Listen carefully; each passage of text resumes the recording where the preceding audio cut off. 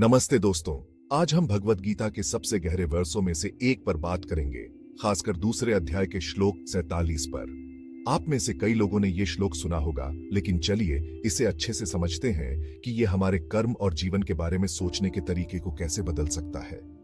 संस्कृत में यह श्लोक कुछ ऐसा है, एक्शन सन्निवाधिकारस्ते मां रिजल्ट्सेषु कदाचन मां एक्शंस फल हेतुर्भूर्माते संगोस्त्व कर्मणि।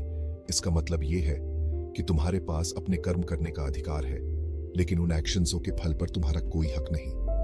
अपने आप को कभी भी अपने काम के नतीजों का कारण मत समझो और अपने कर्तव्य को न करने से भी कभी मत जुड़ो। अब इसे खोलकर समझते हैं। गीता यहां सिर्फ कोई आध्यात्मिक नियम नहीं दे रही, बल्कि एक गहरी मनोवैज्ञानिक बात बता रही है।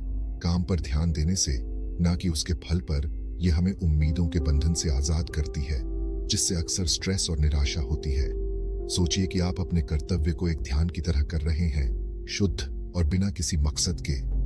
इसका मतलब यह नहीं कि हमें अपने काम के बदले में कुछ भी नहीं चाहिए या लक्ष्य महत्व नहीं रखते, बल्कि यह हमें संतुलन बनाए रखने के लिए कहती है, पूरी लगन से काम करने के लिए, लेकिन उसके नतीजों से जुड़ने के भारी बोझ के बिना।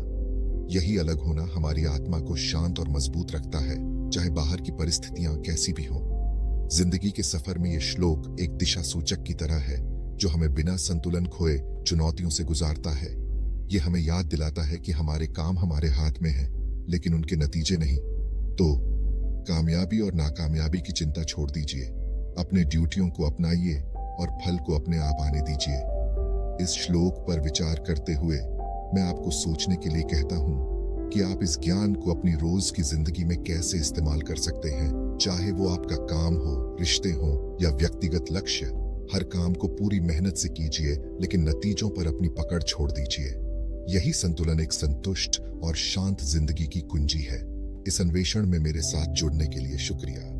आशा है आप इस कालातीत ज्ञान को अपने आध्यात्मिक विकास और आत्मखोज के सफर में आगे ले जाएंगे।